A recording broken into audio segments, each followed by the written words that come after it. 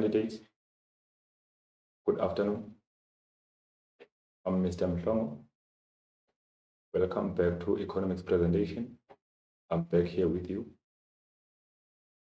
on our lesson, or the first lesson for our term 2 content, which is microeconomics. Our focus of the day is on perfect markets. We will take on the entire perfect market from the beginning to the end, starting by reflecting on your previous content that we covered in grade 11. So like I've mentioned before, the topic is microeconomics, which is a part of our paper 2 for the upcoming June examination. Please join me. Let's see what we have for you in the pocket. The following are the lesson objectives that will be achieved during the course of this lesson. After this lesson, you will be able to define, explain, or describe costs and revenues. You will be able to draw the graph and explain profit maximization points using both total revenues, total cost, as well as marginal cost versus marginal revenue. You will also be able to discuss characteristics of perfect markets in detail, as well as market structures. You will be able to illustrate the graph and explain the price determination process under the firm for the perfect market. You will know the difference between the individual firm as well as the market or the industry. You will be able to explain and illustrate 3 equilibrium positions for the firm under the perfect market. It will also allow you to be able to draw, shut down, and explain it. Also, draw the supply curve for the firm under the perfect market and explain it. The lesson will also give you more details on the Commission Policy Act of South Africa, which was established to ensure fair and healthy competition between businesses in the economy. It is believed, as for the previous content, that you already know the following from your grade 11. The cost and revenue schedule, market structures that were done in grade 11, types of markets that exist. The following are the concepts or terms that are very important for you to understand today's lesson. Firstly, we define the market, which is the destination or place where buyers and sellers meet to exchange goods and services. The perfect market is the market structure that exists where there are many buyers and sellers, with none of them having an influence over the price. Imperfect markets refers to the market that do not comply with regulations of perfect market. That's where the regulations or conditions for the perfect market are not met. The price taker is an individual firm or business that accepts the prevailing prices in the market, lacking the market share to influence market price on its own.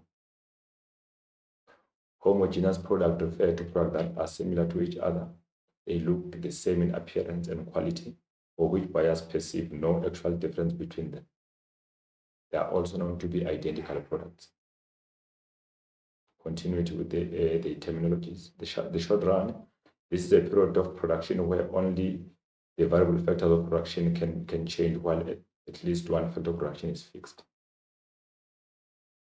The long run is a very long period at which all inputs are flexible. So if we talk about the inputs, in this case, refer to factors of production, they are all flexible. None of them is fixed.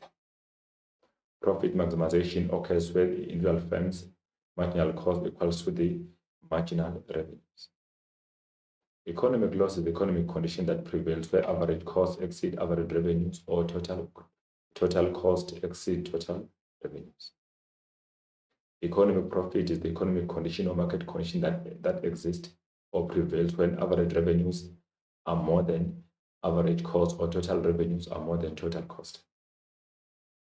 We continue with the terminology. Normal profit. This refers to the minimum earnings that prevent the firm from leaving the market. So it's a market condition that prevails when average costs are equal to average revenues, or total costs are equal to total revenues. It is also known as break-even point. The Commission. It's an institution that investigates restrictive business practices, abuse of dominant positions and measures in order to achieve equality in South African economy. the Commission Tribunal, an institution that investigates restrictive business practices, abuse dominant of position and measures in order to achieve economic.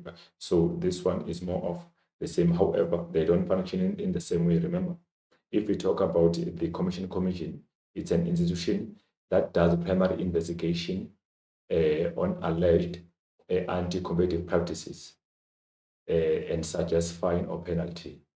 And then if we talk about the Commission Tribunal, this refers to the institution that does the final fine or that issue the final fine to firms that have been found guilty of misconduct, or that issue the final verdict on on the firm that had been investigated. Either the firm can be guilty or not guilty, but if the firm, remember, is found guilty, the tribunal is responsible to make a decision by imposing the final penalty. But if the firm is not found guilty, the tribunal will decide not to accept findings by the commission if ever the commission found the firm or firms guilty of misconduct. And then the appeals court is an institution that acts as the High Court of Competition in South Africa, which functions to review findings or decision made by the Commission Tribunal. Normally, when firms are not happy of the fine or findings by the Commission Tribunal, they go and appeal to the Commission Appeals Court, so that the Appeals Court will do its work to discover if those findings are legit or not. If ever the firm is indeed found guilty, then the charges or fine or penalties will remain. But if the firm is not found guilty on the review, charges or penalties will be withdrawn by the Commission Appeals Court. Hence, I'm saying it acts as the High Court of Competition in South Africa. And then here we start with the profit maximization. So profit maximization occurs in two ways. So the first one is when we use marginal revenue and marginal cost, and also when we use total revenues and total cost. Remember, we normally say at the point where MR equals to MC, where marginal revenue is equal to marginal cost, or marginal cost equal to marginal revenues, the firm maximizes its profit in there. If the firm maximizes the profit, that simply means the firm cannot produce any output above that particular quantity that has been produced for the firm to maximize its profit.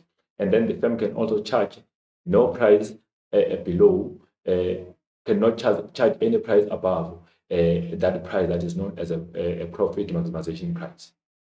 And then if we talk about total revenues and total cost, remember, in the condition of TR equals to TC, the firm makes a normal profit. But if we use these two to show profit maximization, at the point where total cost furthers away from total revenues, the firm maximizes its profit. The individual firm is responsible for choosing the best output it can produce at the given price in order to maximize its profit. So the firm here will always choose the best output that will give it will be giving it profit maximization, so that it can keep up with its profit. And then producing below the profit maximization output results to the firm failing to maximize its profit. So if ever the firm is producing below the profit maximization, the firm will not be able to maximize its profit. Also, at the same time, it becomes unnecessary for the firm to produce above profit maximization point because it has already maximized its profit. So there is no use for the firm to continue producing if it has already maximized its profit. So this graph that will be drawn here indicates profit maximization using marginal revenues and marginal cost. So obvious as usual, we have our vertical axis and our horizontal axis. Then we have the table here that indicates the quantity, the price, marginal revenues, marginal cost, as well as profit or a loss. So the line in red there is known as the demand curve. So we label it as MR because remember, we normally say is AR equal to MR equal to D. So MR is the line there, which is our normal demand curve. And then we have our marginal cost being upward sloping. We can see our marginal cost is upward sloping there. The line in black is upward sloping. And then that's our MCO marginal cost. And then we have our quantities here that will be indicated with the price. So it's 10:1, meaning if ever the price is 10, we produce 1 unit. If ever the price is 20, we produce 2 units. And then the price, let's look at the next one. The price is 30, we produce 3 units. And then the price here, okay, we have the point in there. The price is 40, how many units are produced? We produce 4 units. So before we go further, you have to look at the following. Any point, let me just remove this. Okay, any point here that is indicated where AR, demand, AR and MR are above the MC. So from this point going down to this point going down, these points are below the what we call it, the marginal revenue. That means the firm is making economic profit because revenues are above. Here they are up there, meaning they are greater than the cost. If you can check along the marginal cost, these are the cost. And then, so our first cost will be 0 initially, and then it's 10, it's 20, it's 30. If you check our revenues will be 40, then meaning our revenues for the business are more than the cost that incurred in the business. So that is the point where now we come across situation whereby marginal cost is equal to marginal revenues. We call that one normally point E. It's a profit maximization point because MC equals to MR. And then we continue, that is indicating MR equal to MC or MC equals to MR. At that point, MC equals to 40, MR equals to 40. This is the condition here on the table. And then we get 0 quantity, zero profit because they subtract each other. We say AR minus AC times Q.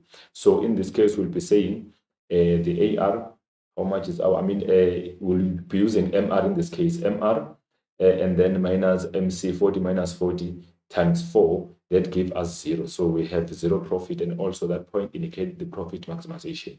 So any point to come above here, that be aware that our MR remains fixed at 40, and then any point above here is above the MR will be indicating MC. So that means in that case MC is more than MR. The firm is making economic loss in that case. So whenever the marginal cost is 50, what happens here? The quantity produced is 5. And then we have also marginal cost there, it's 60, I believe. And then we have the likes of 6 output being produced. So be aware, this point and this point, both of them indicate economic loss because marginal cost is more than marginal revenues. And then this point going down, these points indicate economic profit because marginal revenues are greater here. They are 40, they are greater than the marginal cost. And then indication here, AR is more than AC, or if you like, we'll say in this case, MR is more than MC. Then the firm is making economic profit at any point below the demand curve. But any point above the demand curve will be indicating economic loss because our marginal cost will be more than marginal revenue. So we can also say MR is less than MC. In that case, you have a situation of economic loss because revenues are lower than costs that incurred in the business. And then another graph that explains the profit maximization. In this case, we use total revenues and total costs. So we have our axis here with the costs and revenues on our vertical, and then horizontal, we have the quantity or the output. So already we have the table given to us here, quantity number 1 to quantity number 6, and then the price will be 40 fixed, and then total revenues is increasing from 40 to 40, total cost 60 to 60, and then the profit or loss now it's indicated here. Then let's look there. We have our marginal cost. Remember, it's upward. Total cost there, it is upward sloping. Total revenues, you have total revenues being upward sloping like that from 0 going up in there. And then we have our total cost. Now, if you can check our total cost, is starting slightly above our total revenues. It is above there, meaning if the firm is producing at this point here, our costs are simply above. That indicate that the firm is making economic loss because total costs are more than total revenue. Total costs are simply 45 or 50, but total revenues are 40 in there. So the firm is making economic loss. But be aware that at the point where total revenues equal to total cost, this is the point. The firm is making a normal profit. Also at this point where total revenues equal to total cost, the firm makes a normal profit.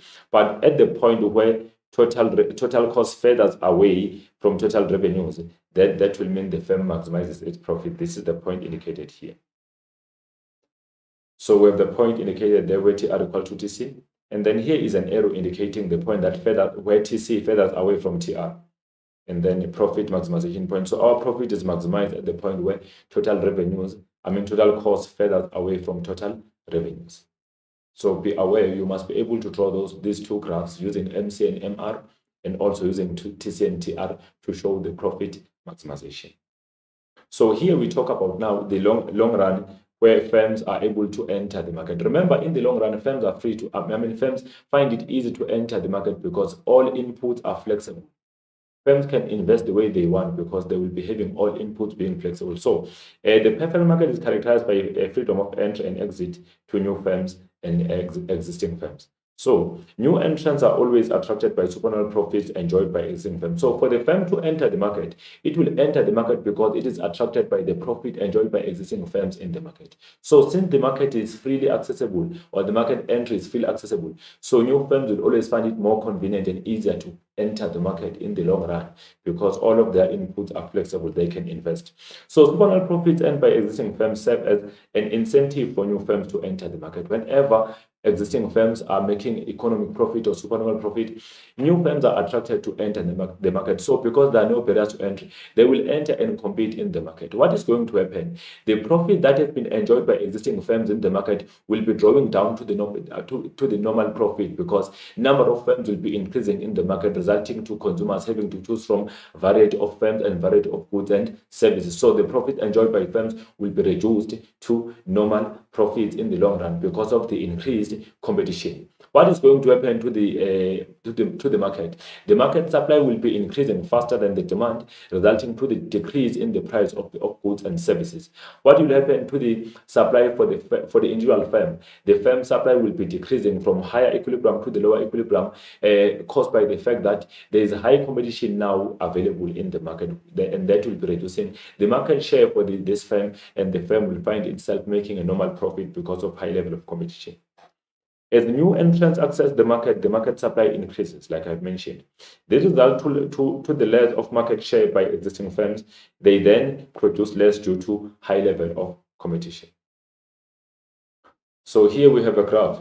There are two graphs here. The first one indicates the industry or the market. Second one indicates represent individual firm. So for the first one here, with the supply curve and the demand curve, wherever they meet, they determine the equilibrium point, which is E, then our price is P.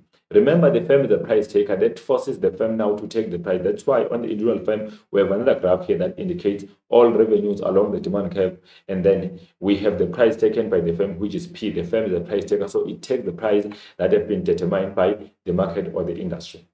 So what is going to happen in the long run? If ever firms are entering the market, the supply will be increasing from S to S1. We see that it has increased to S1, and then that will be dropping prices down from P to P1. And then the quantity supply will be increasing from Q to Q1.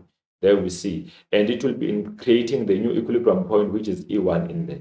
The point is created in there by the draw, that is E1. So since the firm is the price taker, the firm will be taking the price directly from the market. We see the red demand curve here indicates the new demand curve, which will be labeled as D1 equal to AR1 equal to MR1. Then the price will be taken, will be P1, because now the market have lowered the price to P1 because of market forces or the increase in supply. The price also for the firm decreased to P1 as a price taker. And then what is going to happen now? There is a point that is being created. So our equilibrium position is shifting down. Now, responding to the fact that the increasing number of firms in the market increase the production and the supply of goods and services, also increase the competition, resulting to the single firm having its output decreasing due to the increasing number of competitors within the market. So in this case, we come across our new demand curve. Then there's a point there that indicates the new equilibrium point. So equilibrium point will be shifting in the from E to E1 is shifting down from right to the left. And then our quantity produced was Q, but now is Q1 showing the decrease of the quantity of goods produced. Then what is this firm making now? The firm is now making what we call the normal profit, because if you can check average revenues, average cost equals to average revenues 1, meaning revenues are equal to cost. Then the firm in this case is making a normal profit or break-even point. Remember, on the characteristics of the perfect market, it is normally mentioned that the firm enjoys supernormal profit in the short run and normal profit in the long run. Why does the firm enjoy normal profit in the long run? The firm has a break-even point in the long run due to the fact that the number of competitors increase in the long run, resulting to the firm's output decreasing. Then the firm will also having to charge lower price because the market will have its prices lower due to the increase in competition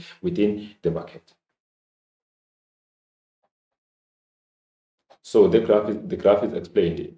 The intersection of S and D creates equilibrium point. There you see it's created there. E is equilibrium price, P is equilibrium quantity, Q is is equilibrium quantity. Then individual firm take the price P. So the firm is the price taker. It has taken the price that has been determined by market through market forces, demand and supply.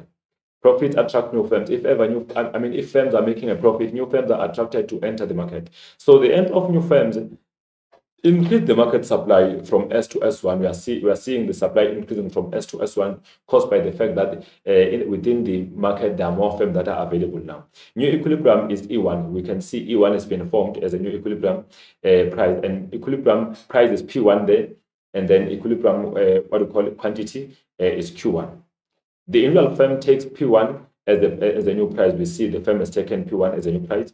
At P1, existing individual firm makes normal profit since AR equals to AC. The quantity by the individual firm decreases to Q1 due to high competition. Like I've mentioned, if ever in the market we come across increase in supply due to the increased number of firms, existing firms will find themselves having less output to produce because of the increased competition. That's why now firms find themselves making a normal profit in the long run due to the fact that the market entry has increased and there's high level of competition.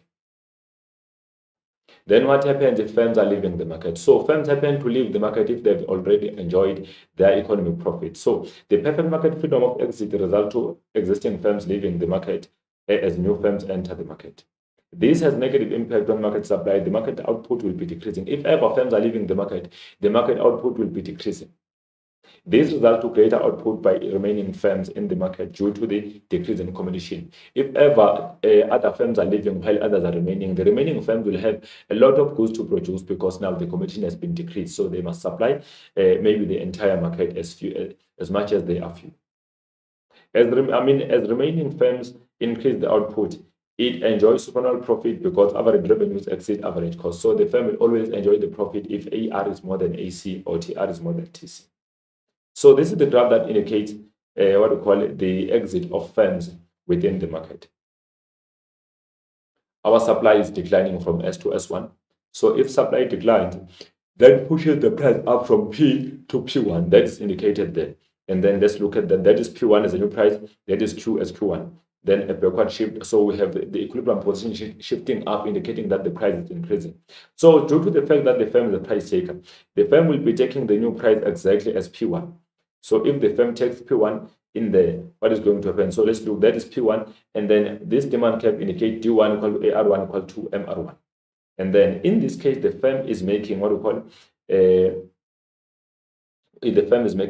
the revenues. Okay, revenues are more than the cost here. Costs are P, revenues are P1. So the firm is making economic profit in this case because AR1 is more than what we call the AC. AC is turning below the new AR. In that case, the firm is making economic profit. That is caused by the fact that firms are leaving the market. If firms leave the market, they leave and allow existing firms to keep on producing more goods so that they will be able to make profit. So this is the scenario. If other firms are leaving the market, and then that will lead to firms and existing firms remaining to make even more profit. We can see that this firm was producing LQ, but because of the decrease in number of firms and decrease in market supply, it has led to this firm producing even more goods and services, having new equilibrium position, which is E1, and then we have Q1 as the new output produced by the firm. This is the graph being explained also, these two graphs. So as usual, intersection of S and D create equilibrium point. E is equilibrium price, and then equilibrium quantity is Q. Individual firm take the price as usual, and then firms leave the market. So if firms are leaving the market, the exit of firms decreases the market supply from S to S1. We have seen that the supply decreased from S to S1, and then what happens? New equilibrium has been formed at E1. You see there's E1 in there that has been formed at the intersection of D and S1. And then P1 is the equilibrium price, and Q1 is equilibrium quantity as for the new one. The individual firm takes the price as price taker. We know that the firm is a price taker, so it has taken the price at P, and then what is going to happen in there?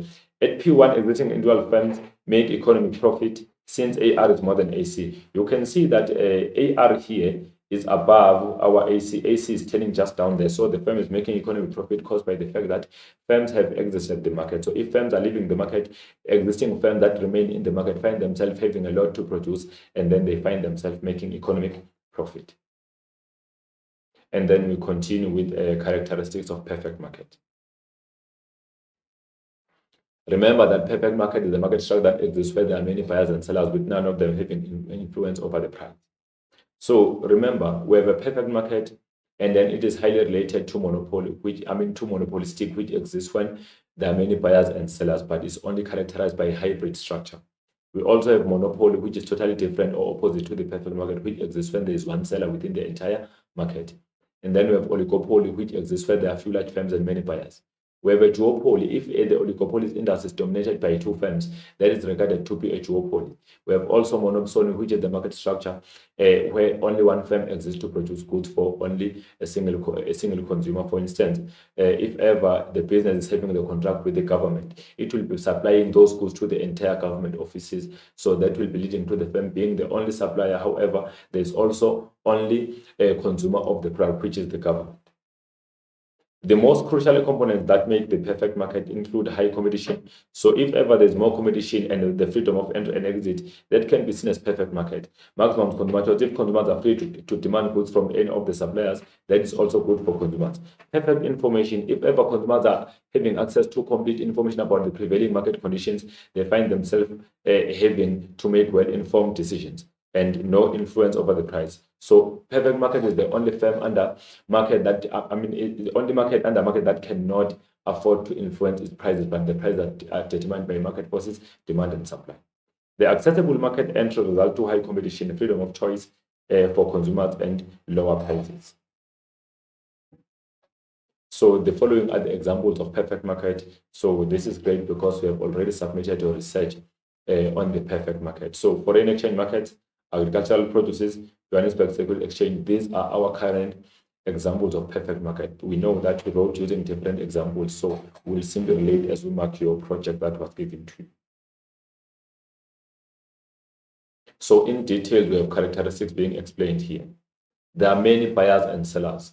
So the market is accessible to new entrants, which increase number of firms. So new firms are free to enter. Each individual producer only supplies small part of the total market supply, since none of them have market power. No firm has market power. Each firm is the minority in there, has less contribution in the market. So a producer will be able to control only the utilization of production factors and the extent of which his production, with no control over the price. So in this case, we simply mean the producer is only able to control the total output to be produced by the firm, not the control over the price. All perfect market individual firms are price takers. None of them has an influence over the price. If ever the firm is categorized as a perfect market, none of them will be setting the price, but the firm will be the price taker. So products that are produced by perfect markets are homogeneous. If we talk about the homogeneous products, we mean products that are similar to each other, that are identical without any slight difference. The nature of product offered for sale are identical, similar, with no obvious differences in quality and appearance. Homogeneous products are perfect substitutes for each other as they satisfy the same usage. We know that if goods are homogeneous, they substitute each other very, very well. The product similarity has no influence on the buyers, and as they choose to buy from different suppliers in the market. There is a large output size. So under perfect market, firms are capable of producing more goods and sales because there are so many. So there's large output size within the market. Large number of sellers result to high output size within the market. This allows consumers freedom of choice as they can buy from any supplier or from whatever supplier. Inefficiencies and shortages do not occur due to large number of businesses, each of them supplying their small portion of the market. And then firms are price takers. So prices are determined by interaction of market forces, demand and supply. Individual firm does not have any influence or control over the price. Each perfect competitive firm decides on the output size to be produced at the given price. All perfect competitive firms accept prevailing market price without any consideration that the price takers. As a result, no firm can sell its product above or below market price, because in that case it will be rendered as to be a part of the imperfect market. High prices might result to the loss of market share, while lower prices can have an effect on less profits.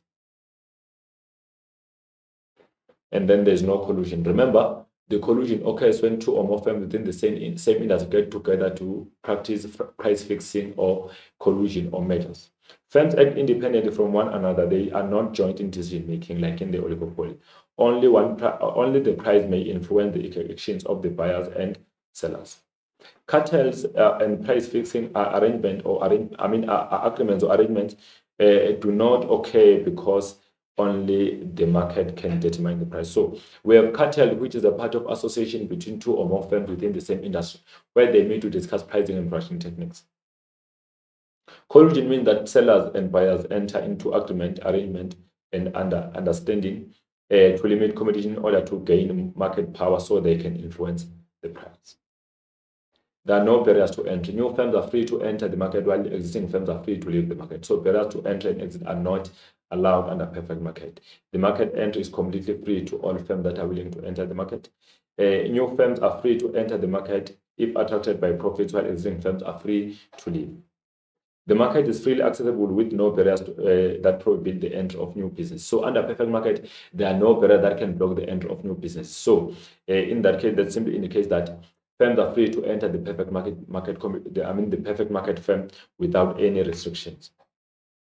Barriers to entry such as high startup cost, aggressive advertising, the patents and economies of scale do not exist in the perfect market to block the entry of new businesses. Under perfect market, there are no barriers to entry. Either artificial or natural barriers to entry are not existing because what normally happens here, the market entry is totally free to all competitors that are willing to enter the market. So each firm is free to enter, no barrier to entry. Either the patent, either economies of scale, either the exclusive right that allow firm to be the only suppliers of a particular product or ownership of a particular natural resource that do not exist. So firms are free to enter or leave the market.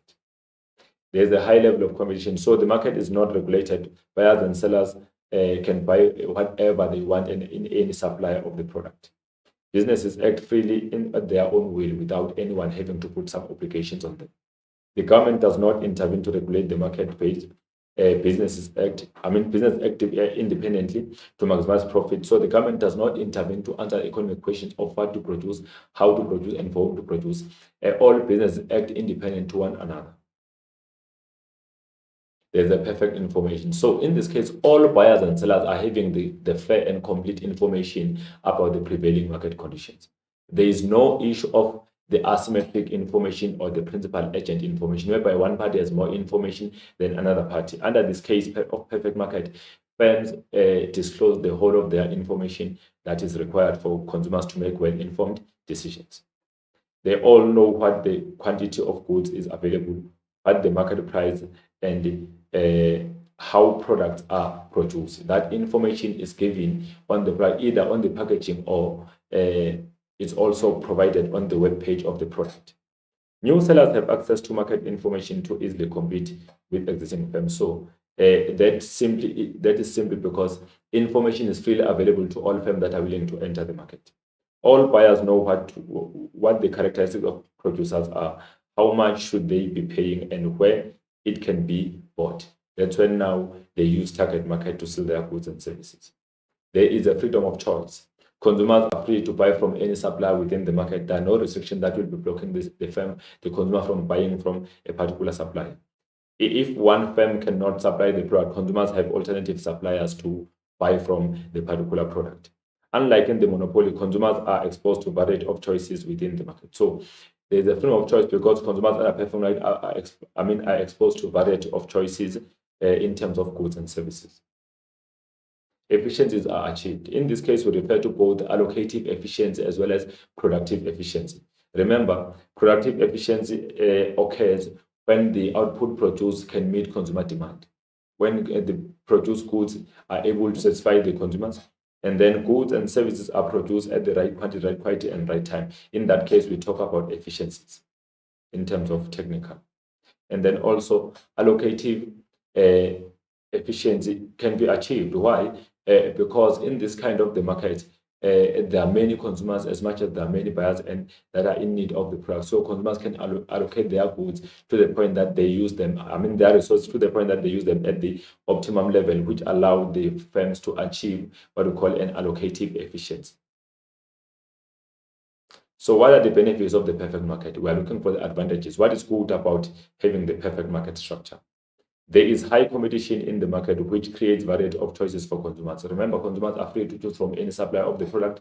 Perfect information for consumers prevents inefficiency, use of their financial resources. So if ever there's a complete information, consumers always make well-informed decisions without any speculation because information is totally complete. Perfect market conditions protect consumers from being exploited to high prices. Because of the perfect market conditions, consumers are protected from being exposed to high prices, because if ever there's high level of competition, new firms enter the market which will be pushing prices down and increase the supply. That is good. So consumers are not exposed to high prices. Perfect competition promotes innovation and quality. We know if ever there is a fair competition and there's a variety of competition between businesses, they tend to be more innovative because they know exactly that they are faced by high level of competitors and high level of what we call consumers that have to choose within the market. So in this case, there's a high level of innovation in there. So they produce goods and services at the high quality. They always try to find new ways of producing goods and services so that they can beat their competitors within the market. So that's why we say there's a high level of innovation and creativity. Lower selling prices improve social gain and social welfare. Normally, with high level of competition under perfect market, sellers are selling at the lower prices within the market due to the fact that they are faced by high level of competition, and that improve the welfare gain of the society. Large market output positively contribute to GDP and economic growth. We know that in a perfect market, there will always be large market output because each firm is willing to produce at the point that where it will be able to maximize the profit. So there is always high level of output. High competition creates greater opportunity for job creation. If ever there's more competition in the economy, jobs can easily be created because variety of firms are entering the market to employ workers. Less government interference increase the market entry and the level of investment in the economy will also increase. So if ever there's high competition, there will be increase in the market entry, which will be leading to increasing investment within our economy because of it's a perfect market. There are no barriers to entry. Firms are free to enter the market.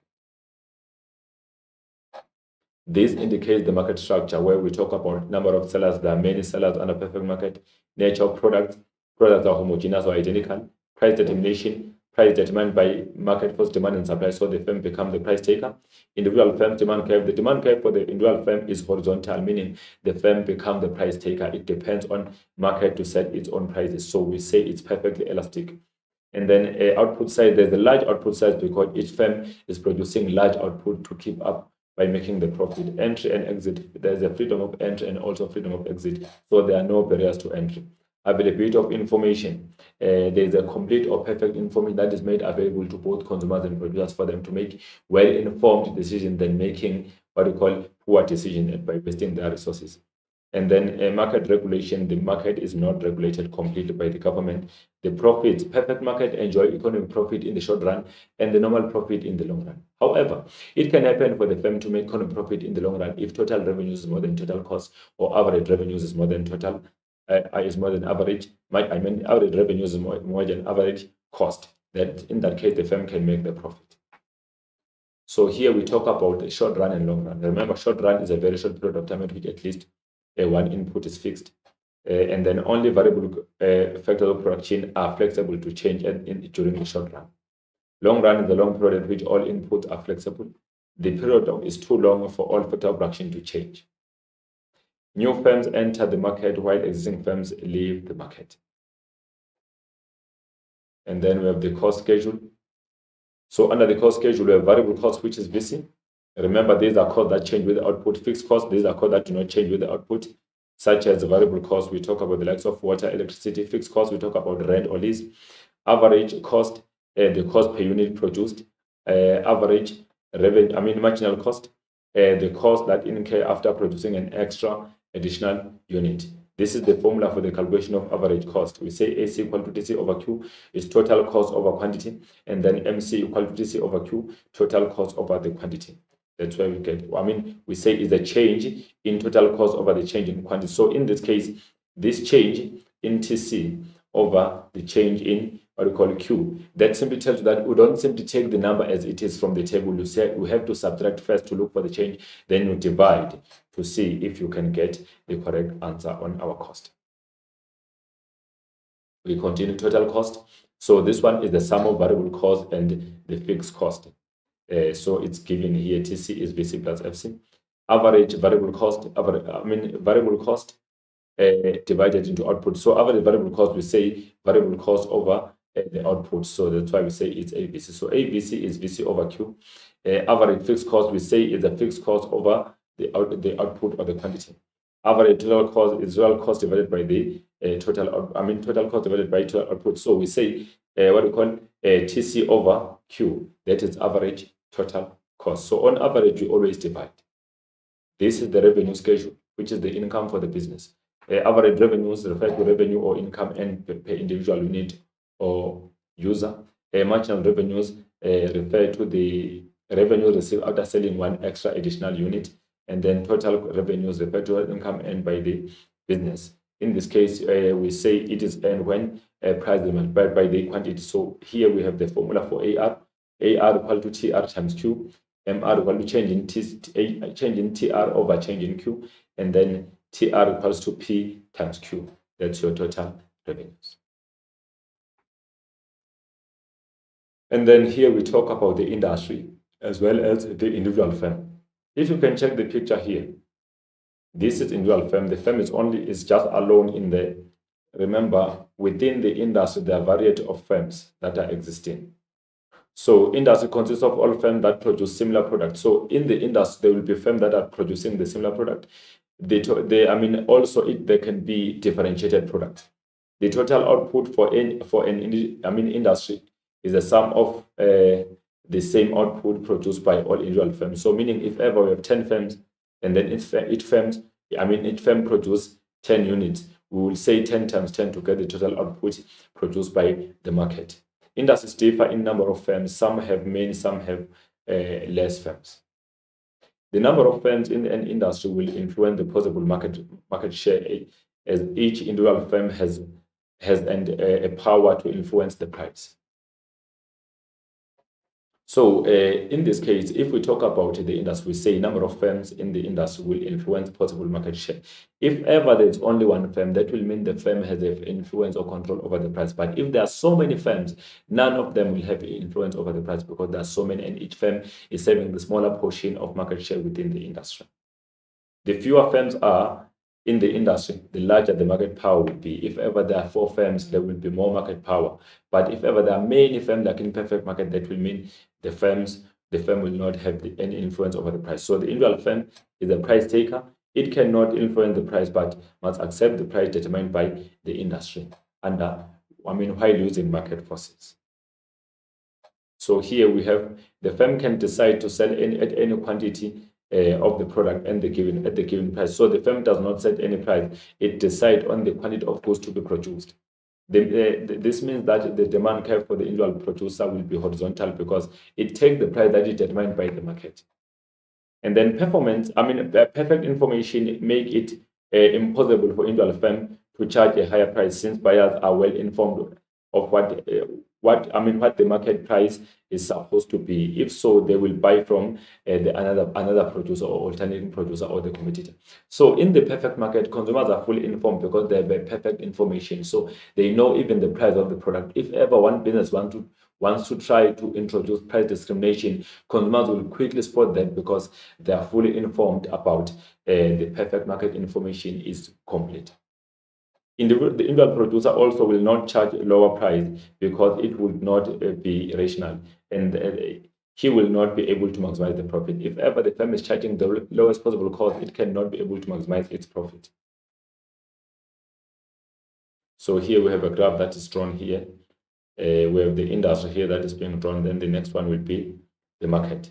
It will be individual firm. So let's check the industry or the market here. There we have, we're joining our equilibrium.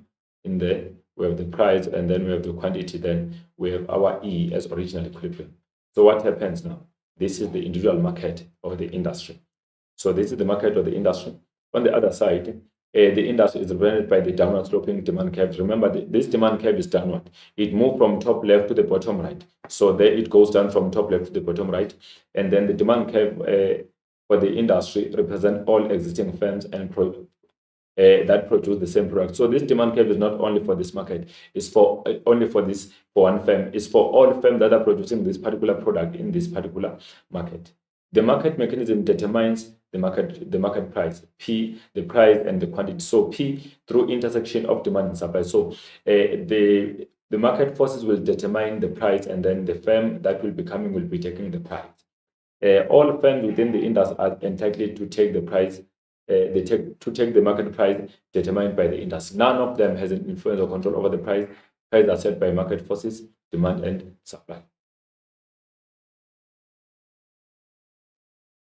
So here we are drawing it again. We want to draw individual firm in the market. So we start with drawing that demand curve that indicates downward sloping from top left to the bottom right, and also have our supply curve, which is upward sloping. Then we connect our axis. We have 90 as the price, and then Q as the quantity. We have our S and D. And then here we come now, there is equilibrium. So we must draw the graph to show that the firm is a price taker. There is a graph being drawn in there. The firm is taking the price surely because we can see it's 90, it must be 90 also this side. There is 90, the firm has taken the price from the market, and then that indicates, that arrow indicates what we call the price taker. So that means this firm does not set any price, it takes the price from the market. The market will set the price, the firm will take the price. Hence we say the firms are the price takers under the perfect market condition. None of them can influence the price.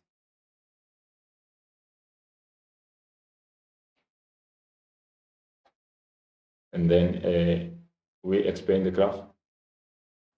The index determines the price. Our price is 90 in there through market forces, demand and supply. And then the demand curve for the market industry or the industry is downward sloping, like I've mentioned, negatively sloping from top left to the bottom right. And then the demand curve for the individual firm is horizontal or perfectly elastic. Both supply curves for the industry and the individual firms are upward sloping.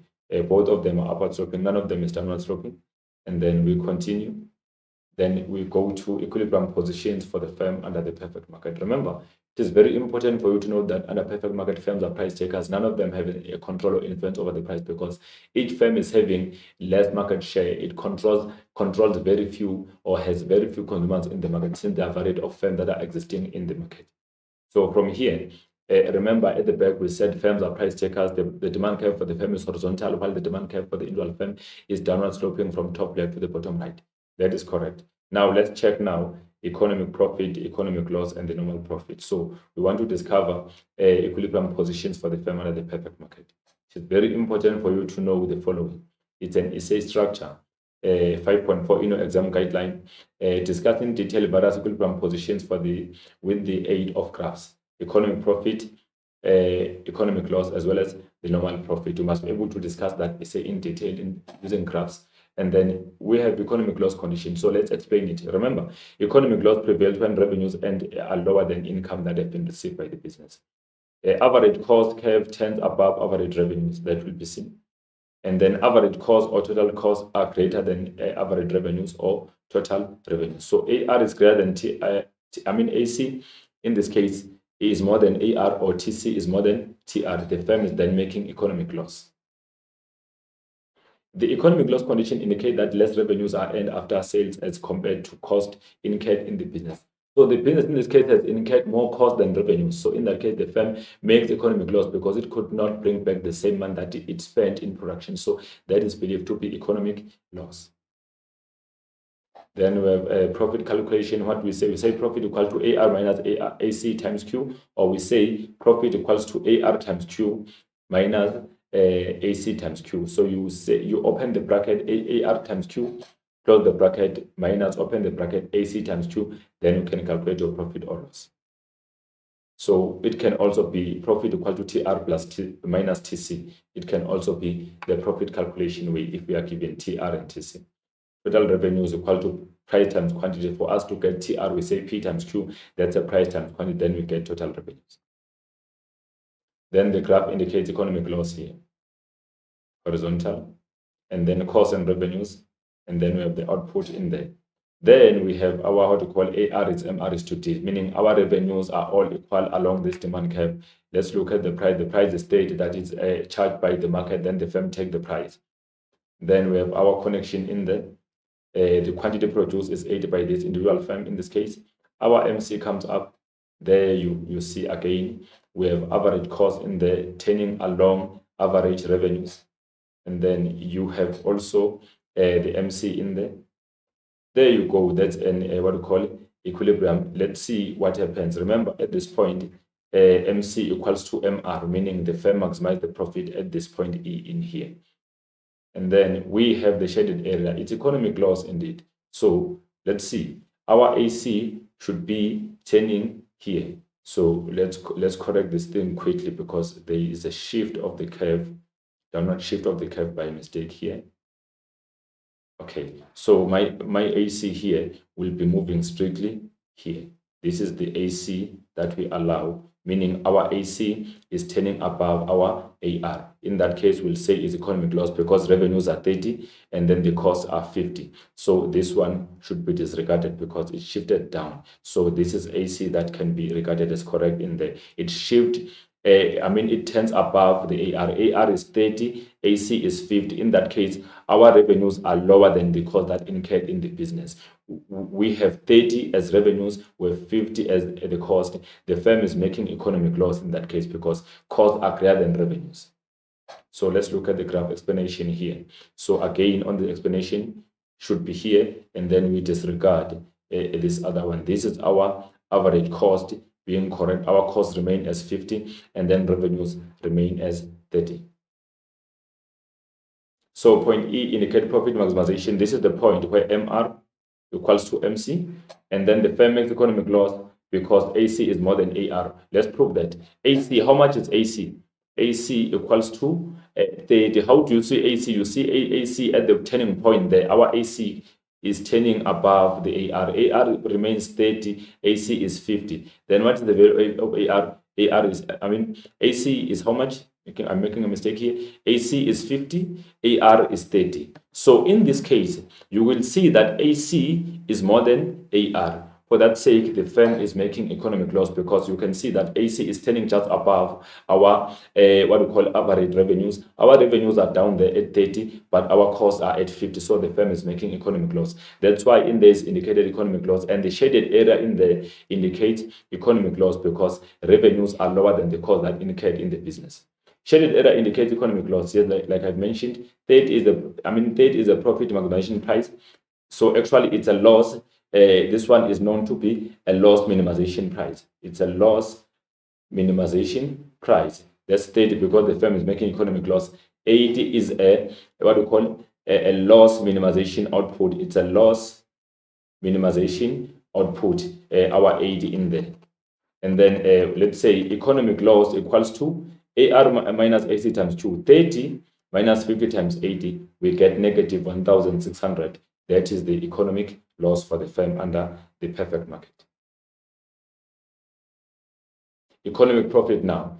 Profit will prevail when revenues earned by the business are more than the cost that incurred in the business. And then average revenues curve turns above average cost. So whenever AR is turning above AC, that means the firm is making profit because income received by the business is greater than expense that incurred in the business. Average revenues or total revenues are greater than average cost or total cost. AR is more than AC or TR is more than TC. Then the firm is making economic profit in there. The economic profit condition indicates that more revenues are earned after sales compared to costs that incurred during the production process. Economic profit is also known as a supernormal profit. Be aware of that. It's economic profit or supernormal profit. It's one thing. And then let's look at the graph here. Horizontal axis, vertical, and then there we go, costs and revenues. Then we have our output, then our what we call a demand curve, or AR is to MR equal to D, and then we have our costs are equal to 70 here. We'll see when we bring the box. So our output is 90. Then that is our marginal cost, which is MC. Then our revenues are equal to 100, but our costs are 70. Let's look at that. Our AC is labeled, MC is labeled, and then that is point E, where MR equals to MC. That's a profit maximization point.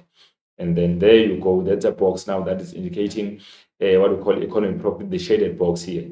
You can see it's economic profit because our AR equals to 100 and then our AC equals to 70, meaning we receive more than what we spend during the production process after sales. So the firm is making economic profit. Let's look at the graph explanation. There you see the same graph now. Point E indicate profit maximization point where MR equal to MC. The firm makes supernormal profit because AR is more than AC or TR is more than TC. You can see that AR is 100, AC is 70, so the firm is making economic profit. Shaded area indicates supernormal profit. The area here that is shaded indicates supernormal or economic profit because the firm is making, earned more revenue than the cost that incurred in the business. So 100 is the profit maximization price. You can see this 100 is profit maximization price. Profit maximization price, that is 100, and then 90, which is output, is the profit maximization output. And then we calculate the profit. We say profit equal to AR minus AC times Q. So what is the value of AR? Is 100 minus 70 times 90. That gives us positive 2,700. Then the firm makes supernormal profit in this case because revenues earned by the business are greater than costs that incurred in the business. And then we go to the normal profit. Remember, if we talk about the normal profit, we refer to the situation whereby or market condition that prevails when the average costs are equal to average revenues or total costs are equal to total revenues. So these are known to be minimum earnings that prevent the firm from leaving the market. We also call this one the break-even point. Average revenue curve tends on the average cost curve. So actually, average cost curve will always be turning on average revenues curve. They are all along in there for the firm to make a normal profit. Average revenues or total revenues are equal to the average cost or total cost in the business. Then the firm is making a normal profit or break even. The normal profit condition indicates that revenues end after are equal to cost incurred in the business. So they are equal to cost incurred in the business. There is no difference. If ever revenues AR equals to 30, that means also AC equals to 30. In that case, it might not subtract each other then. So that will mean that the firm received no profit, neither a loss, because revenues are equal to the cost incurred in the business. Normal profit is also known as break-even point, as the firm is not making a profit, neither a loss. So we call that one the break-even. So remember, like I've mentioned, these are minimum earnings that prevent the firm from leaving the market. If the firm is making a normal profit, it is not making a profit, neither a loss. So in that case, that entrepreneur or that business does not lose, does not gain at the same time, but it managed to get back its money that is spent during the production process. So let's look at the graph here being drawn. Then our vertical and horizontal are already here. Our costs and revenues on vertical, output on horizontal. Then we have our revenues in there. That line is for revenues. AR is MR is equal to T. So the white point in there, this point here, indicate the profit maximization point because that's where MR equals to MC. So let's look at the profit maximization output is 80. And then there is our marginal cost. Then the profit maximization price is 50. And then we have AC. And then we have MC. This is regarded to be a normal profit. Why? Because revenues are equal to cost. Total revenues are equal to total cost, and average revenues are equal to average cost. Then we say the firm is making a normal profit or it's breaking even. That's a break even point because the firm is not making a profit, neither a loss. Then let's look at the graph explanation. The graph comes back as it is. Nothing was wrong on the graph. Point E indicate profit maximization point where MC equals to MR. There you go. And then the firm makes normal profit because AR equal to AC or TR equal to TC. That is correct. 50 is the profit maximization price. This 50 is the profit maximization price, and then 80 is the profit maximization output. And then profit equals to AR minus AC times Q. So it's 50 minus 50 times 80. So if you say 50 minus 50, you get 0 equals to 0. And then in that case, we'll say that 0 multiplied by 80, we get 0. That's why the firm is not making a profit, neither a loss here. Revenues are equal to the cost that incurred in the business, so they subtract each other to 0. And then we go further to look at the shutdown and the supply curve for the firm. So under which condition does the firm shut down? The firm doesn't simply shut down in the economy. The firm maybe will start by making a normal profit, whereby the firm is not making a profit, neither a loss. Remember, normal profit will be happening when the firm's revenues are equal to the cost that incurred in the business. Or the firm then can go further to make economic loss. Once the firm make economic loss, it can decide now to shut down if the loss is more severe for the firm. For instance, if ever the average variable costs are equal to the marginal cost, the firm can exit the market. Or if average variable costs are equal to the price, equal to the average revenues, the firm can leave the market. If firm cannot afford to cover its variable cost, the firm can leave the market. Remember the following: the firm does not have a control or much control over fixed cost, so they remain fixed for the given period of time. However, the firm has a full control over variable costs. So if firm is failing to manage its variable cost, that will mean now the firm can leave the market if it cannot afford to cover its variable cost. So be aware of the fact that if the firm cannot cover its variable cost, the firm must exit or leave the market or stop producing that particular product. So after economic loss becoming more severe, then the firm can think of shutting down or exiting the market. Remember, as the firm shut down, there will be no longer any supply in the market. So when the firm shut down or stopping its operations, no supply of the product can occur in that position. It will be indicated along here. So this is the examination guideline that talks about explain economic profit, loss or normal profit with the aid of graph. It is very important for you to be able to do that. Explain normal profit with the aid of graph in the long run. Remember, it is very important for you to be able to draw that graph indicating L in there for long run, especially LMC and LAC. It's a actual graph that is for normal profit. However, on AC you put L, on MC you put L to show that it's a long run equilibrium position. And then explain normal profit. Okay, we mentioned explain shutdown point using costs and revenues, FC, VC, TC, TR, and explain graphically AR and AVC. So you must be able to do this to explain shutdown point using the cost and revenues. So which are the conditions for the firm to leave the market?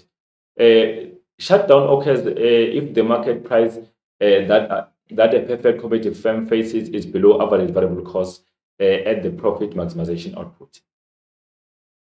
For individual firm to continue with operations, it must be able to cover its fixed cost and variable cost. Obviously, fixed cost will be covered, but if the firm can also cover its variable cost, it can continue with the operation. However, in the position or situation whereby the firm cannot afford to cover its variable cost, the firm can exit or stop producing that particular product, because that simply indicates that the firm cannot stand in the market. If you can't stand for your variable cost, that simply means as a firm, we are failing due to the fact that we have a full control over variable costs, unlike the fixed costs where you cannot have much control. The failure to cover operational costs result to firm shutting down. Remember, operational costs are also known as the variable costs because they keep the firm running for daily expenses. So the firm will be shutting down or will stop producing that particular product because it cannot afford to cover its variable cost. It occurs where marginal cost curve crosses average variable cost. So for the firm to shut down, the marginal cost must cross average variable cost. So they must be equal, then the firm will be shutting down in there. It also occurs where total revenues or revenue is less than the total variable cost. And when average revenues are below the average variable cost, then the firm will be exiting the market. So the firm will be shutting down if AVC equal to MC or AR is less than AVC, then the firm will be shutting down. So remember also, let's not confuse this thing of shutdown. Shutdown doesn't mean that the firm is leaving the entire place where maybe they were renting or they were owning. The shutdown can be in two ways. Firstly, it can be maybe the firm is producing two products. And then on the two products, one of the products remain profitable, but the second product is not profitable at all. For that product, the firm cannot afford to cover its average cost. In that case, its variable cost. In that case, the firm can simply stop producing that particular product. We call that one a shutdown, but not to say the entire firm is shutting down, but it is stopping producing a particular product, but continuing with those other goods that are operational. Be aware of that. Shutdown doesn't mean that the door is closed completely. It can be a shutdown on the product A, but the firm continues to produce product B because product B remains profitable. In that case, that's a shutdown because the firm has stopped the operations of one product but continues with other products. So for that other product that has been stopped because the firm cannot afford to cover its variable cost, that's a shutdown. The other shutdown is whereby the firm now is leaving the market completely. That simply means now it is no longer going to produce anything within the market. That's a shutdown. Keep it in your mind, because sometimes we confuse this thing, saying the shutdown is only when the firm is leaving the market. No, it can be the product not being produced anymore in the market, but the firm continues to produce other goods in the market. So there's a shutdown on that particular product, and the other shutdown is whereby the firm leaves the market completely because it cannot afford to cover its variable cost due to the fact that maybe the product is no longer profitable at all. Also, when the average variable cost are equals to the marginal cost, the firm will then also shut down in that case. So in this case, here we go. We have our vertical axis and horizontal axis, and then we have costs and revenues as well as the output and on horizontal. And then we have our demand curve, which is AR equal to MR equal to D. There you go. So in this case, you must note the following. Note what I've explained before. So let's see, our MC is coming up there. Yes, so we can start by explaining this point before we go further to another point. If you can check, our revenues are equals to 50, and then our costs are also equals to 50 because AC is turning along our revenue. So AC equal to AR. In this case, this firm is making a normal profit in this point because average revenues are equal to average cost.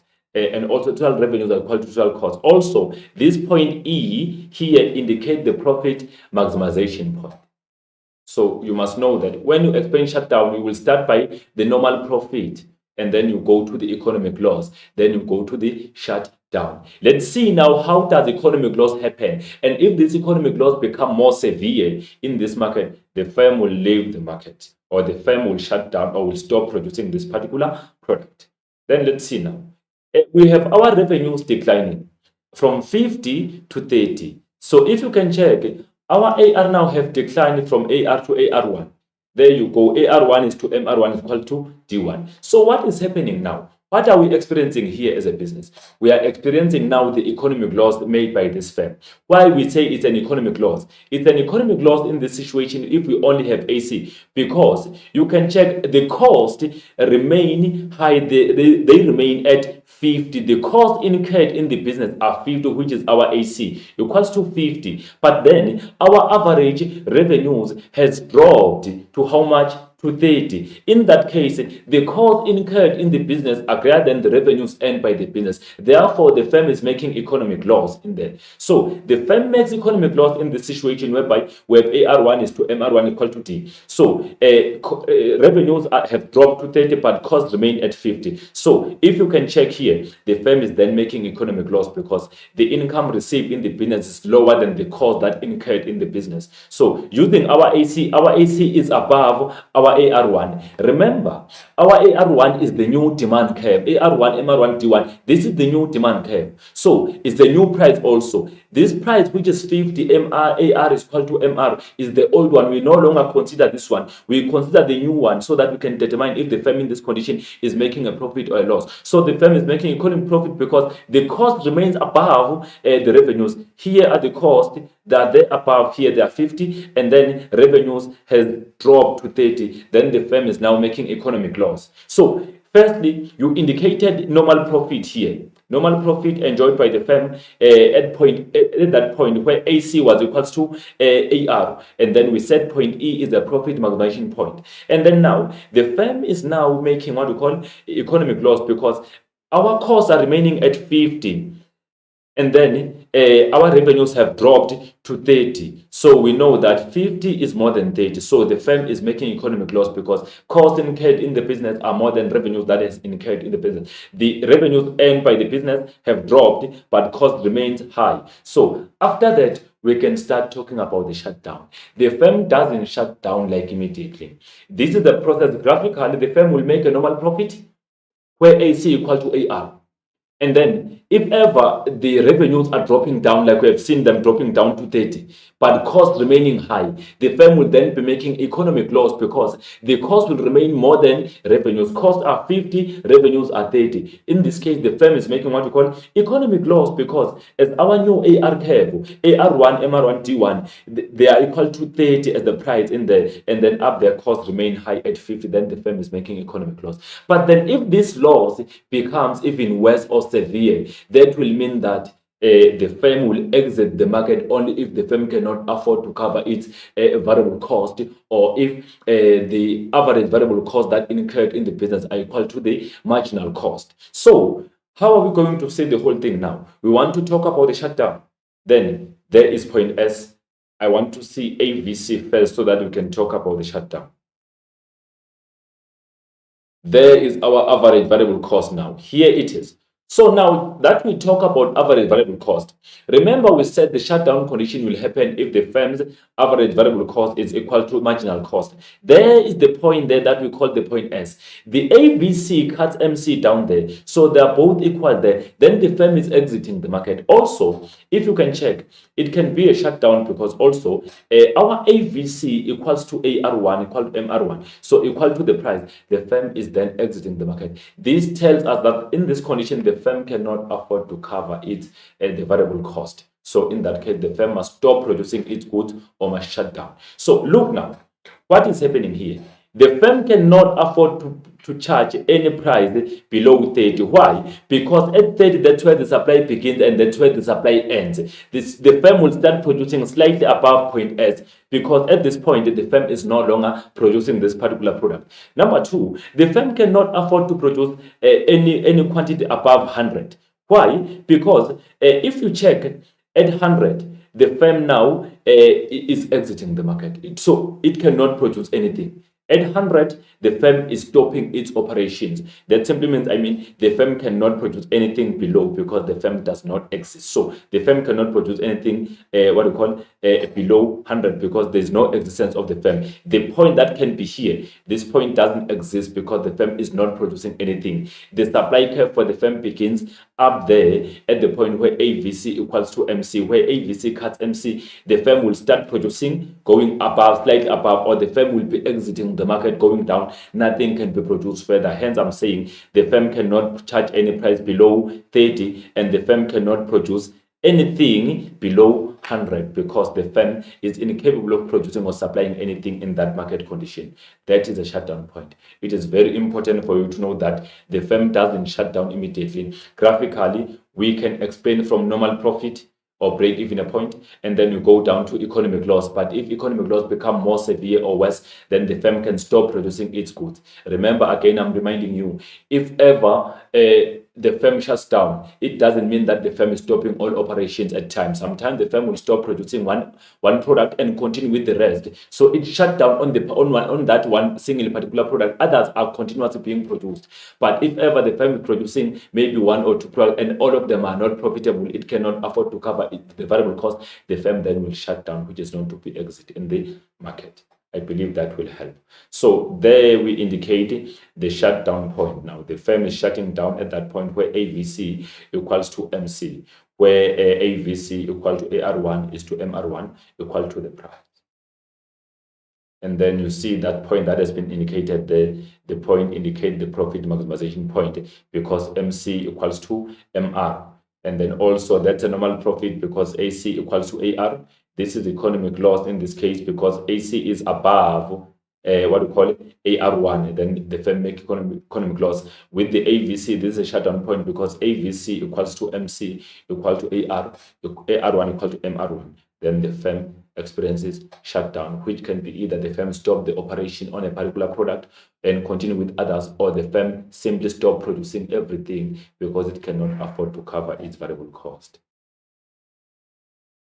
Here is the graph explained.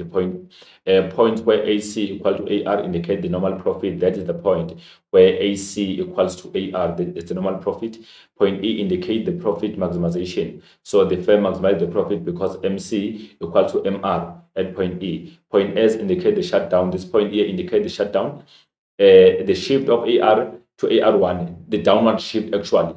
of AR to AR1 creates economic loss where AC is more than AR1. You can see that AC remains 50, AR1 is now 30. So the firm is making economic loss. AVC, if AVC equal to MC at its lowest point, the firm will shut down. So here the AVC equal to MC, you see AVC being equals to what we call the MC, the firm will stop its operation of that particular product or shut down completely. And then at point S, AVC equal to AR1. So if you can check point S, AVC, here is AVC, average variable cost, equal to AR1, and then no price can be asked below 30, no price can be asked below 30, and then no production can be produced below 100. Nothing can be produced below 100 in this case because the firm is incapable of producing because it cannot cover its variable cost. It cannot cover its variable cost, and also what we call AVC equal to MC in that case, and also AVC equal to AR1 equal to MR1.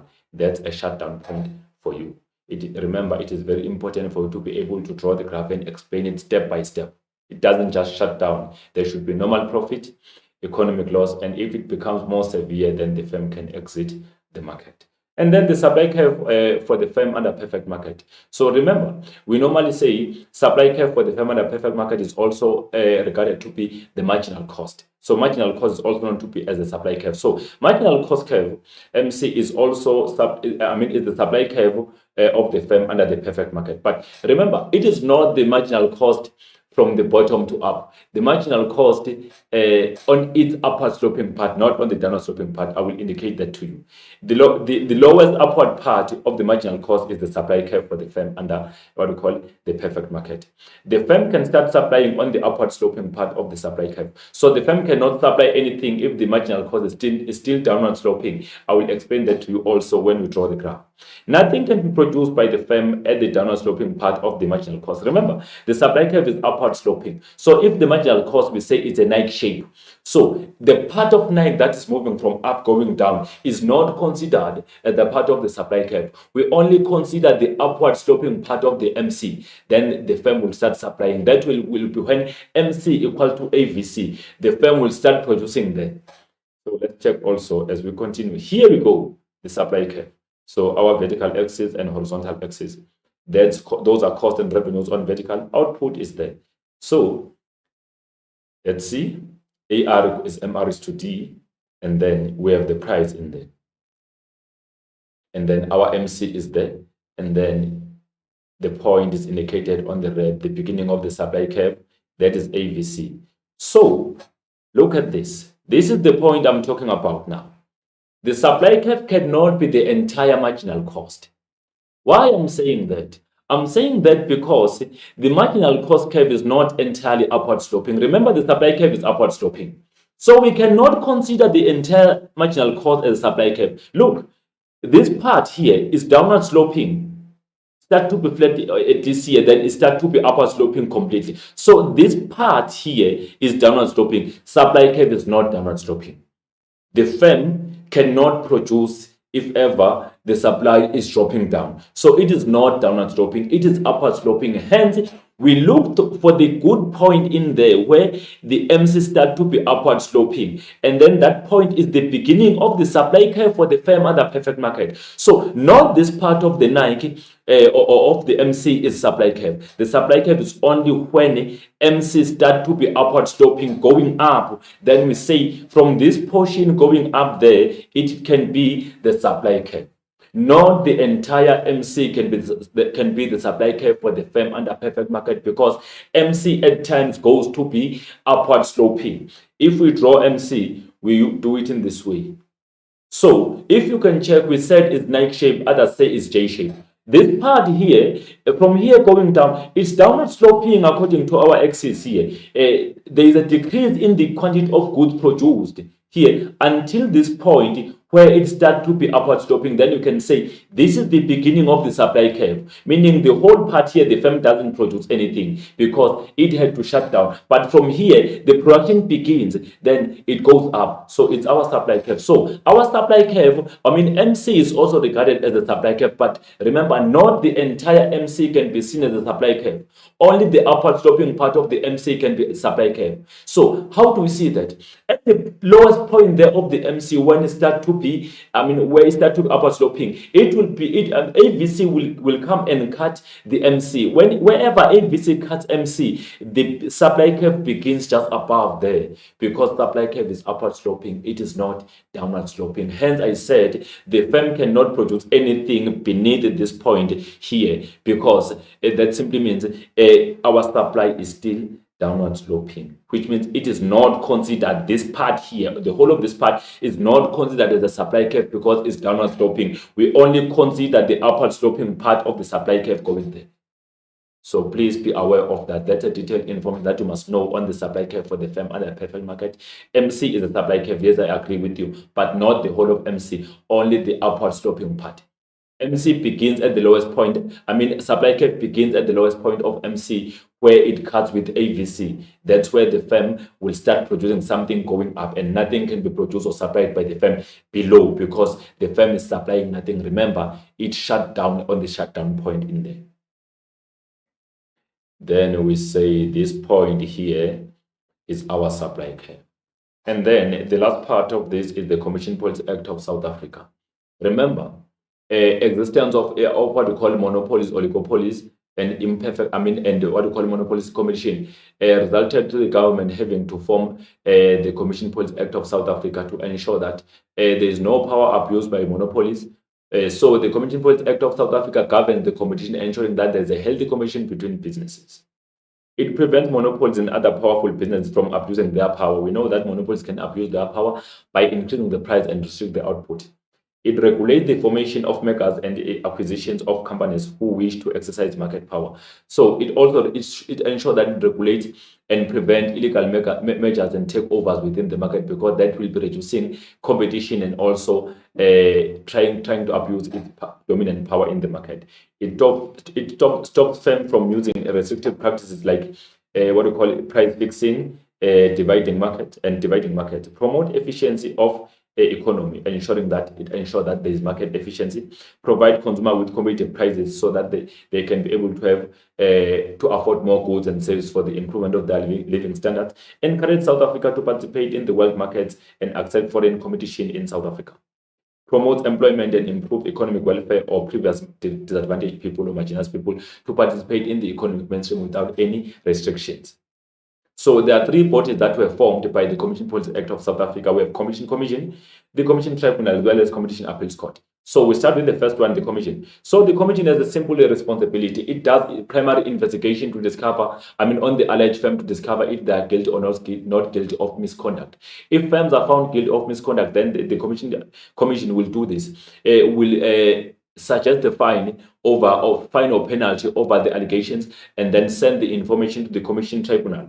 The tribunal will decide. It will have to do its own investigation before it accepts findings by the Commission. It will do its own investigation also to discover if these findings are indeed correct or wrong. If these findings are correct, the firm is indeed guilty of misconduct. It will accept the findings and try to exercise the final fine to businesses that are found guilty of misconduct or of anti-competitive behavior. And then what happens then? The firms will be fined or will be slapped with penalties. If the firms that have been fined are not happy with the fine or the findings, they will go to the the Commission's Appeals Court or Tribunal Appeals Court for review. So remember, this one will function as a High Court of Competition in South Africa.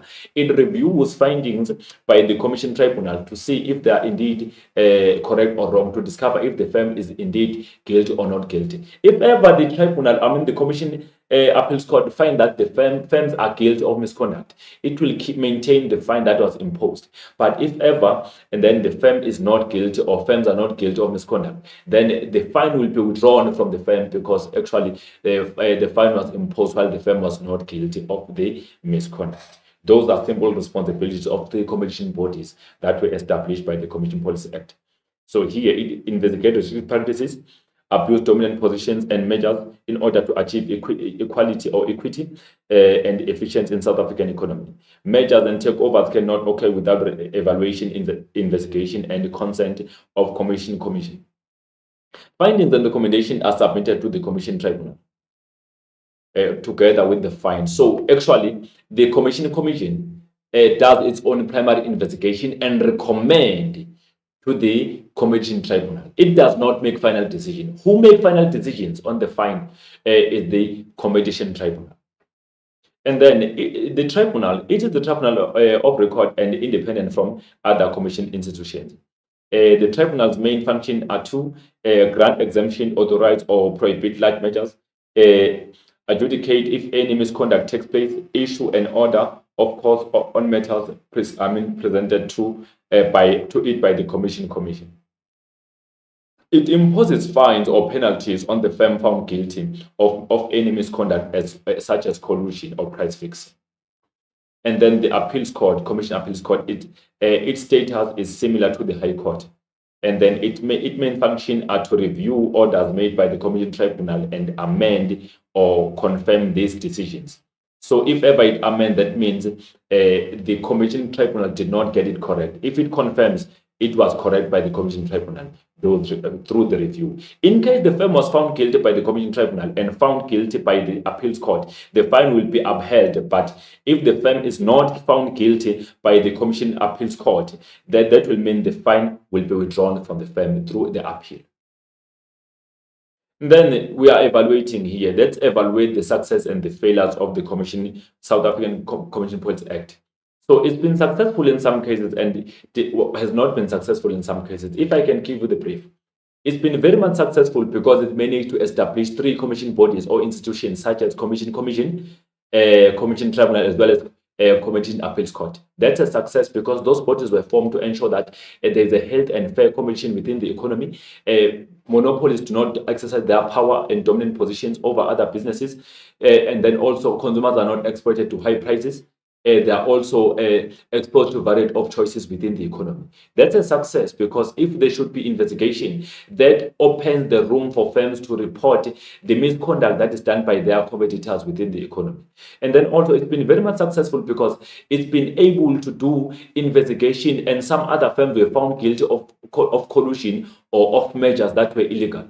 For instance, we have some businesses that have been found guilty of collusion or misconduct in South Africa that include the likes of the Tiger Brands was once found guilty and was slapped with heavy fine in South Africa by the commission tribunal. Also, we have the likes of Massmart and Walmart were found guilty also of illegal measure, and they were fined. Also, have some commercial banks that were found guilty of misconduct by fixing exchange rate in South Africa, and they were fined. That's a success of what we call the Commission Policy Act of South Africa. And then, if we can check also, there are also cases that are going on in South Africa on the misconduct. The likes of insurance companies that have been alleged to have fixed insurance premiums in South Africa. So that also is under investigation. They are being investigated to discover if they are indeed guilty or not guilty of fixing the premiums, which is known to be price fixing. So the failure here is on the situation. Some of the cases take long to the point that the public end up losing the interest on them. Also, some of the fines that were imposed on firms that were found guilty were too lenient. That has led to other firms continuing with doing what, or continuously imposing or using the restrictive practices or anti-competitive practices in the market so that they can maximize their profits. That can be the part of the failure then. Fines were too lenient, and then also the investigation take long until the public lose interest on them. So let's look at it. Making provision for institutions, this has been mentioned, and then also functioning as investigator and evaluator of restrictive business practices, making recommendation about penalties for business found guilty of power abuse. The success also continues. The commission is empowered by Commission Act to investigate, control, and evaluate restrictive practices, abuse, dominant position, and measures. And then we continue keeping the economic power of big businesses to arrive at the more equitable distribution of income and wealth. Regulating measures and takeovers to regulate market power of measures. And then we continue with evaluation. The Commission Policy Act has promoted competitive economy by successfully investigating and prosecuting unfair competition on a regular basis, And then also making a recommendation about penalties for businesses found guilty of misconduct or power abuse, implementing the commission tribunal who accept or reject the investigation and the recommendation of the commission and confirm the penalty. The Commission Amendment Bill has improved the Commission policy by holding directors, owners accountable on uncommitted behavior, and then also making it possible for business to appeal for a penalty imposed by imposed by the competition, the Commission Tribunal. Remember, they appeal to the appeals court. So it has allowed businesses to be able to appeal if they are unhappy of the penalty that were imposed to them. And then also capping the commission power by big businesses to arrive at a more equitable distribution of income. Regulating measures and takeovers to regulate market power of measures such as Massmart and Walmart, where conditions were imposed to prevent possible unemployment that may result. The commission policy did not promote competitive economy because of the following. There are still frequent occurrences of collusive behavior despite fines being imposed, e.g. construction, cement, steel, bread and bank industries are still in the involved in what we call collusion. Fines were too lenient and did not act as a deterrent to collusive behavior. They continued by colluding. The original competition policy did not take into account the impact of mergers and acquisition on SMMEs, which is small, micro, and medium enterprises, in terms of fair pricing. The shortcomings of the Competition Policy Act has led to the adoption of the Commission Amendment Bill, which will promote competition further. And too many dominant firms prevented disadvantaged people from participating in the economic mainstream, from entering even into the BEE, which is now what we call the triple BEE. So our lesson ends here, and I believe the lesson has helped you as you prepare for the June examination. Remember, it is very important for you to be able to at least mention what we call example of businesses that originate within the perfect market. As much as we know that perfect market does not exist, but it is very important for you to be able to discuss it in detail. For instance, you know examples of businesses or industries that exist under perfect market, and also you must be able to discuss characteristics, know the price determination process using graphs, and know the short run graphs and the long run graphs. If you can know graphs, it will be easy for you to answer on any content or any question, because the graphs are full of content and the content creates graphs. So know the impact of the entry of firms in the market, to the market, and also into the individual firm. If ever new firms are entering the market supply will increase to push the price down. As the price decrease for the market, also individual firm will face the issue of shifting the equilibrium point from up to down, resulting to the firm having to take the lower price. Then the firm will now enjoy normal profit, no longer economic profit, because number of firms in the industry have increased. If ever firms are leaving the market, that will mean the supply curve will be shifting to the left, pushing the price up, and equilibrium will be going up. What will happen to the market? The market will supply less, but the individual firms will get an opportunity to supply more. Because of what? Because of if firms are leaving the market, they remain with more goods to produce in the market, since there is now less competition. It allows them to enjoy economic profit now, due to the fact that these businesses in this particular industry now are very few. So as there are very few, they get an opportunity to produce more goods and supply to the entire market, which allow them to have an equilibrium shifting from bottom to up, allowing them to increase their output from Q to Q1, and then they will be enjoying economic profit. It is very important also for you to be able to draw economic profit, economic loss, and normal profit. Also be able to explain and draw what we call profit maximization using total revenues and total cost, and also marginal revenues and the marginal cost. It is also very important for you to be able to draw the shutdown point in explanation, like I did, from normal profit and also going down to what we call economic loss, and then the firm shuts down. It is also important for you to be able to explain the supply curve for the firm under the perfect market. It's MC, but not the entire MC is the supply curve. Only the upward sloping part of the MC at its lowest point become the supply curve. Then you must be able to provide the evaluation of the success and the failure of the Commission Policy Act of South Africa. That's all I can say for now. I thank you, and I will meet you next week when we discuss imperfect markets. Enjoy your study.